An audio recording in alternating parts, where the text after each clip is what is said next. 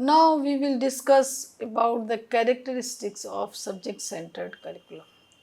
As I told you that content is structured in logical way and it is main priority is giving that the content arranged that it should be in a logical sequence from simple to difficult, and efforts are being made by the teachers to get the success, to get the mastery over the content by the learner also.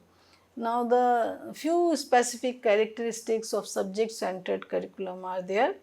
One is listening to lectures, studying the textbooks and studying for examination are all practices that show the influence of the subject-centered curriculum approach. So, the subject-centered curriculum approach is concerned with listening the lectures by the students, studying the textbook that referred by the teachers and that are concerned with the particular subject, and appearing in the examination just to get the knowledge. It may be superficial knowledge and few students try to understand it also. So, the influence of the subject centered curriculum can be defined in terms of listening the lectures, in terms of going through the textbooks and preparing themselves for appearing in the examination. So, this is the also characteristics of subject centered curriculum. The next one is the subject teacher considers it of great importance to cover the prescribed textbook. Subject matter is to be learnt in a set time. So, what happened that the prescribed textbooks are giving to the students and they go through it and covering the textbook. This is only become a specific goal of the teacher and the students, and within time the teacher try to complete this particular set of syllabus, and all the topics are covered by the lecture method. So, if subject matter has been learnt, the teacher and his students feel satisfaction. If the teaching is effective, we decide it by observing the marks of the students, and if the student is getting good, he is satisfied. If the teacher is going through the result that the most of the students are having more than 70% marks, is good. So, both are satisfied in this kind of curriculum, and only the effectiveness is checked in terms of academic performance of the students or the scores of the students. Those who follow the subject-centered approach strongly advocate set standards for a class to be achieved by all students in order to qualify the examination. I also told you the same that the set standards are here and students has to get this set standards, and if he is as per the his performance is as per the set standards, he is declared qualified. As the subject matter is an important thing to be learnt, learning is measured by how well the subject matter has been mastered. So, if the student is getting good marks, we can understand that he has mastery over the content. So, the how far the student has acquired the knowledge and how far he is able to understand it, these are the two parameters on which we declare the results and on which we try to understand the effectiveness of the subject centered curriculum. Frequent tests are given to check the extent of achievement by the students. So, after completing one topic or after completing one unit, a teacher can take a test, and on the basis of performance of the students on test, it is declared whether qualified or there is need to improve it. Requirements of subject-centered curriculum: train teachers with specialization in a particular subject and expertise in methodology. This is very essential. Because you just imagine a class is going on and a teacher does not has good content, quality content, and unable to deliver it. What will happen? The students will ask so many questions, or the students will start talking with each other, because the content is not up to the mark, so that they can hear it. So, very essential that the way the contents, the first point is that the content should be enriched with the knowledge. Second thing is the way how to present the content, it should also be creative, and it should also give certain kind of stimuli, motivation, or some kind of stimulation to the students, so that they can ask the questions, and there is a kind of interest that we trying to originate in the classroom. And such kind of class where the content is enriched, students are listening very carefully, students are trying to ask the questions, and the teacher is replying, sometime modifying the responses of the students, and sometime the teacher also check it that whatever I have delivered in the classroom, the students are able to understand it, and students are able to know more about it. So, this is the success of the subject centered curriculum, and a class where the students are sitting, listening, asking questions, interacting with the teacher, and teacher is also presenting in such an interesting way that the topic becomes so valuable, and the topic becomes so a kind of interesting topic. So, this are the success of the subject centered curriculum. A separate classroom for each subject and each level.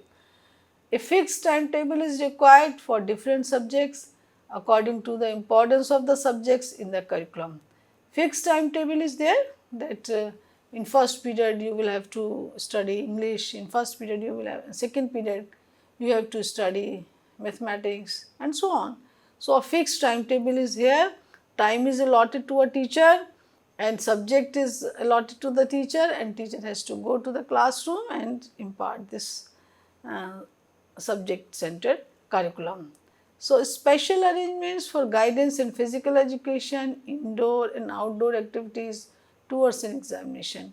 These are the also part of the subject centered curriculum, that the students are going through the subject and the students are going through the textbooks, but there is also provision for physical education, yoga, health exercises, indoor and outdoor games, and towards one session examination, that is midterm examination, that is end examination. So, the academic session is arranged in such a way and is structured in such a way that every kind of activity is given space in the timetable for the holistic development of the learners. A separate need for textbooks and guidebooks is also here, because if you are imparting the knowledge, if this knowledge, enriched knowledge is also provided by any textbook, and the student consult these textbooks, reference book and prescribed books. So, ultimately there will be a certain kind of encouragement to the students in terms of enrichment knowledge.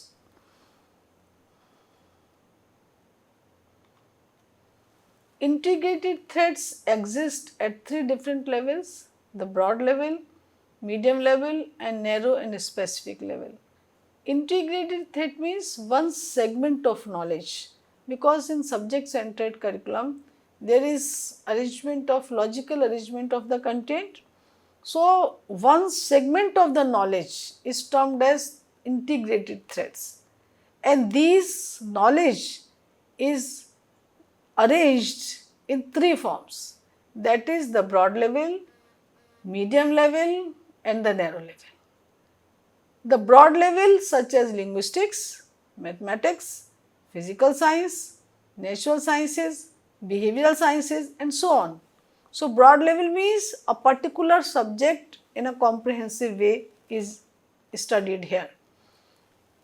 Medium level, English, Tamil, arithmetic, algebra, astronomy and so on.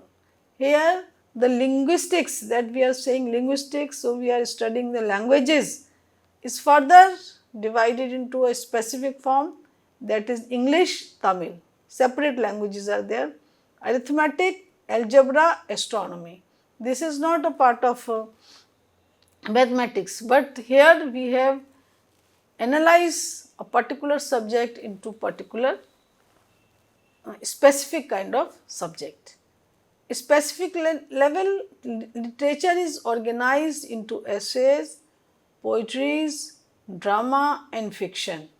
So, specific level means that the medium level is further specified and specification is there, that literature is organized into essay, poetry, drama and fiction.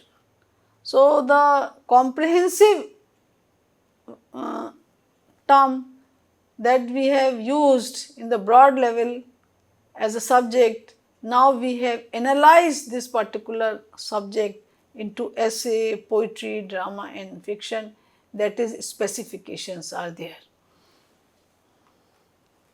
Sources of integrative threads, opinions of experts. Say for example, if you are developing any subject centered curriculum, so what is needed here?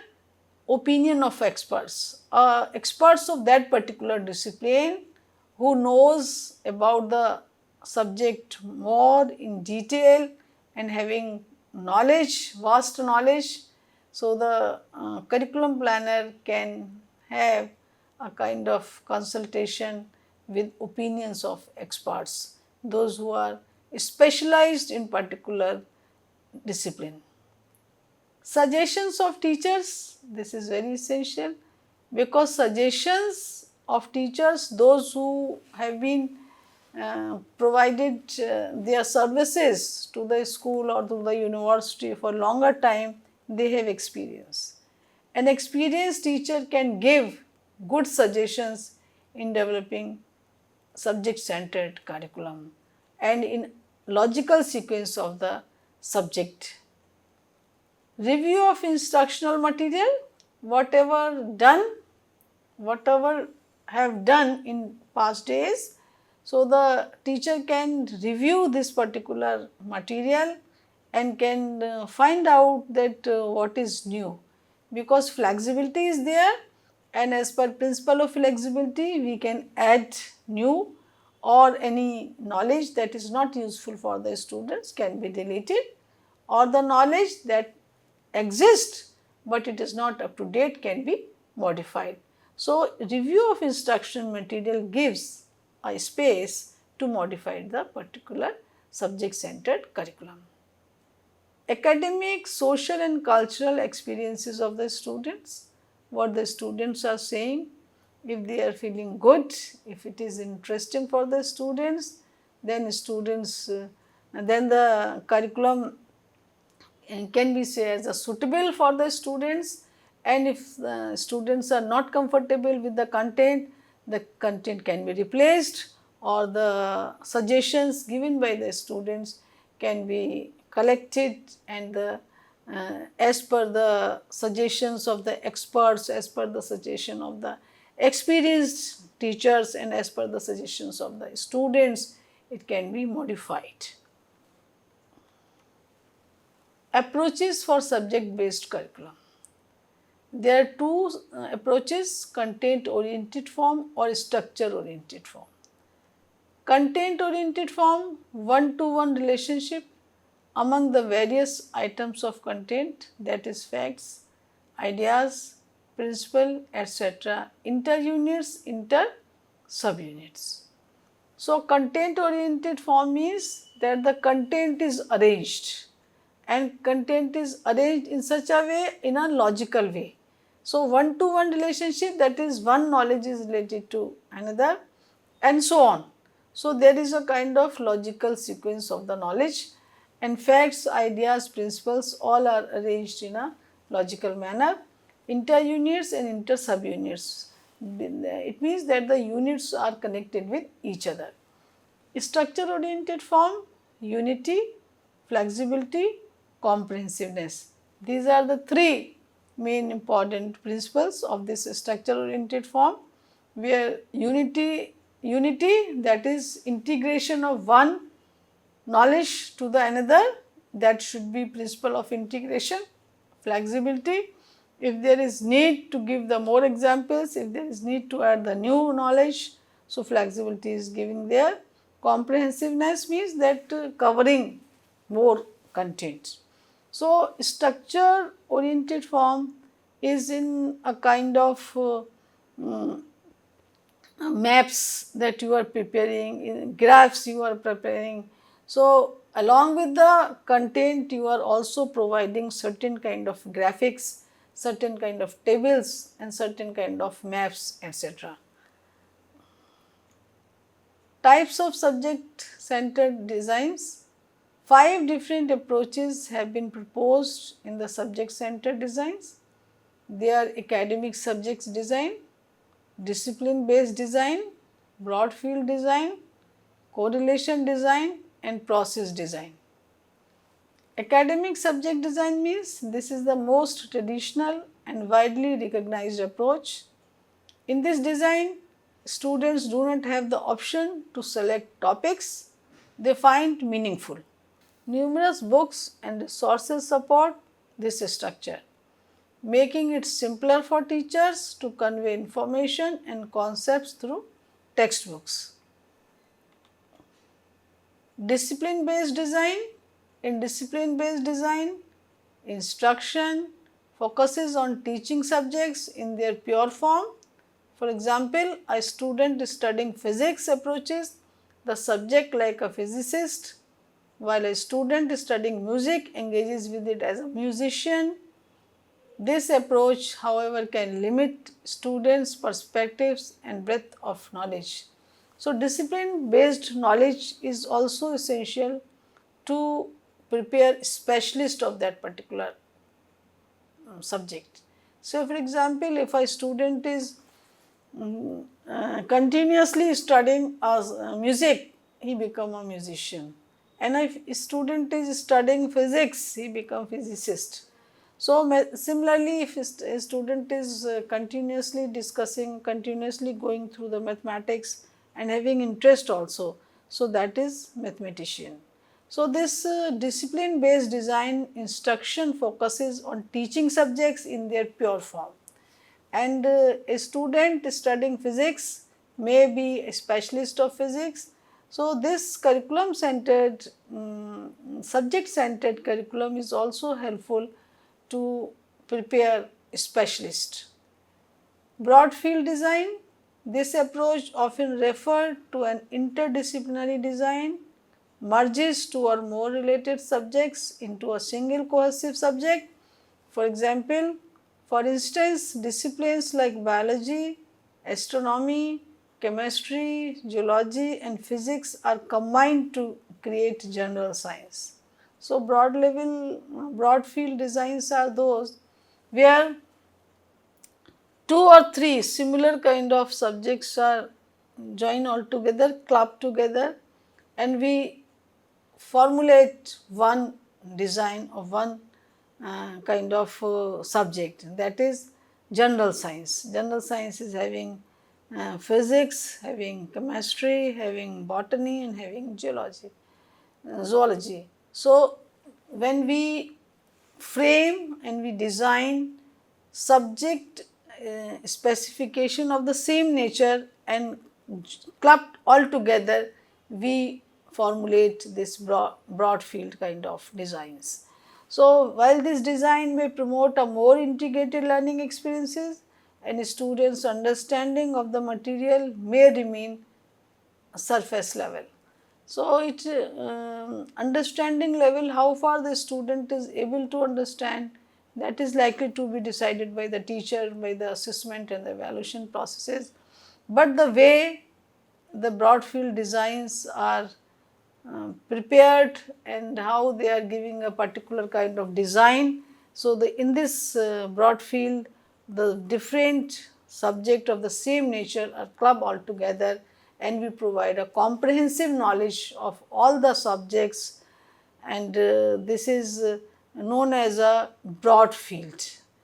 Just say for example science, social science, this geography, this history, civics, economics, club all together and we formulate one design, that is broad field social science. So this is the way how we designed the broad field curriculum. Correlation design, this model falls between the academic and broad field design approaches and it seeks to connect one subject with other while preserving each subject's distinct identity. For instance, students might read a novel set in the same era they are studying in history. So, this kind of correlation design falls between the academic and broad field design approaches and it seeks to connect one subject with the other, that is correlation means that one is connect with another subject. So, while preserving each subject's distinct identity, but a subject's identity is preserved and but correlation or the related one subject related to another is followed. Process design, in this design model, thinking skills like critical and creative thinking along with problem solving are emphasized. The curriculum aims to strengthen process skills that are valuable across all subjects. So, in this design model, thinking skills like critical and creative thinking along with problem solving are emphasized. So, process design, we are giving importance to the development of certain kind of skills, that may be critical analysis and that may be creative thinking, that may be a problem solving skills. The curriculum aims to strengthen process skills that are valuable across all subjects. So, the focus is giving on the skill development process, and that skills may be critical analysis, that may be creative thinking, that may be problem solving, etc. Now, we come to the advantages of subject centered curriculum. It is logical in sequence, it facilitates easy comprehension, knowledge retains for a longer time because the students learn it by heart and involved in the teaching learning process wholeheartedly. So, it remains in the mind of the students for longer time. It provides misery of a discipline with the capacity to see new relationships for the guidance of further action. It facilitates the development of intellectual abilities. It enables the learner to deal more effectively with life situations. It is easy to teach in a systematic manner rather than discrete, disparate and disorganized units. The subject enables the learner to make an elaborate use of its content in learning other subjects, to analyze his experiences and to reconstruct such experiences into a new organized body of knowledge and to discover new facts, principles, solutions to problem and so on.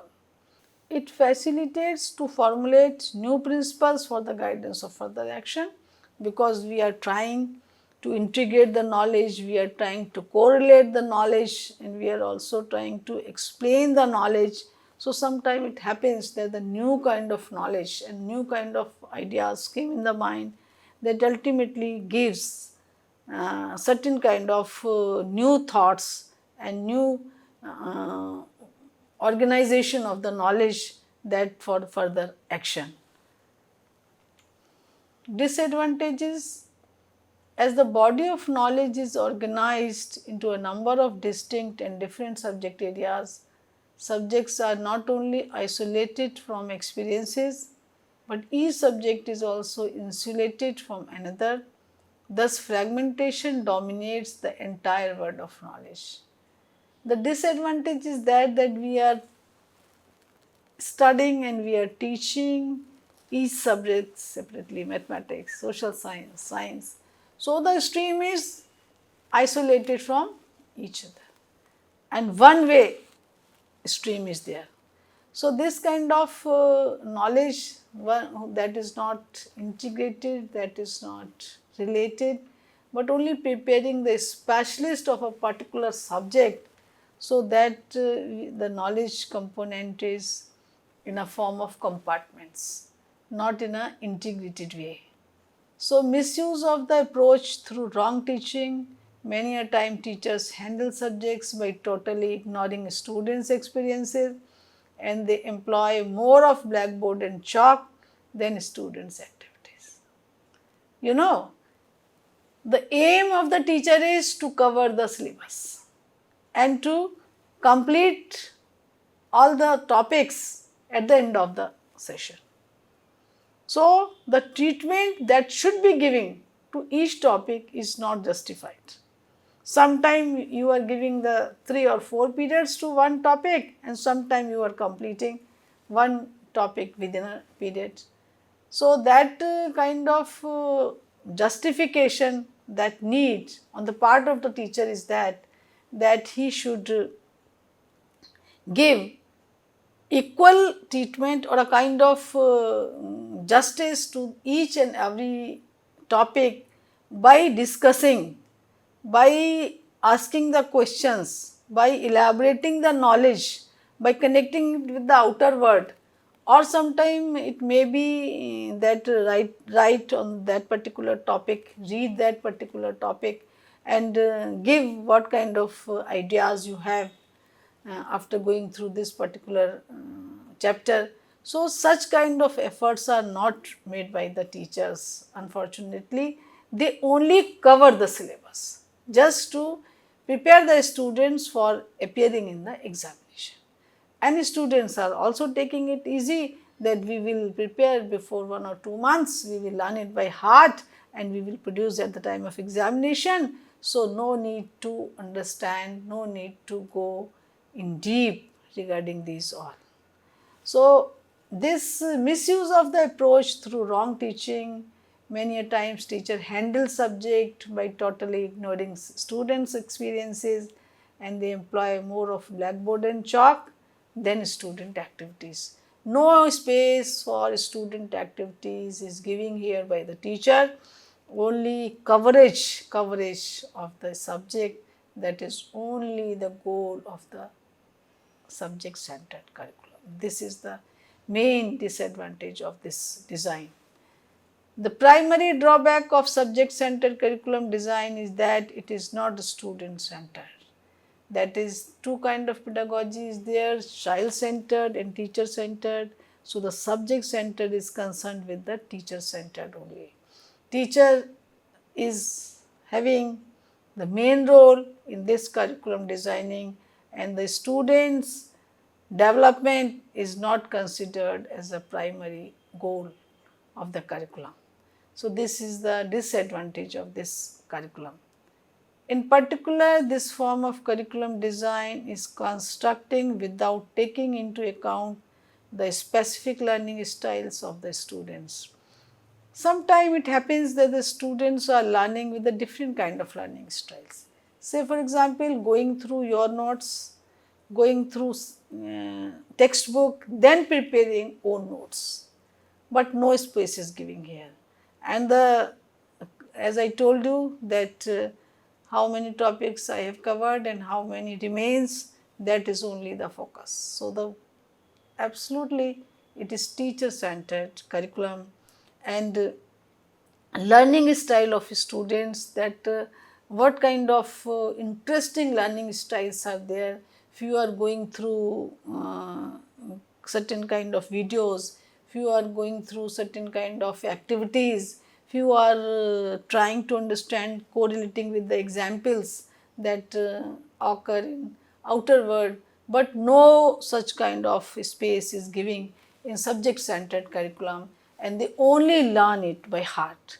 So, what kind of learning styles are there? Few students can cope up, and most of the students sometimes can't cope up, and they start having depression, anxiety, and another kind of problem at the time of examination.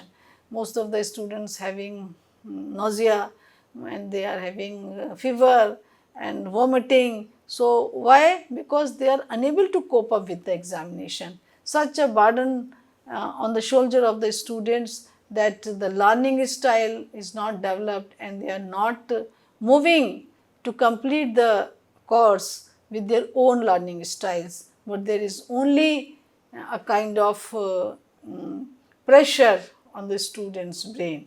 So this disadvantage creates a lot of problems, mental stress and mental health and other kind of this diseases can be originate when the students are not able to cope up with the subject centered curriculum.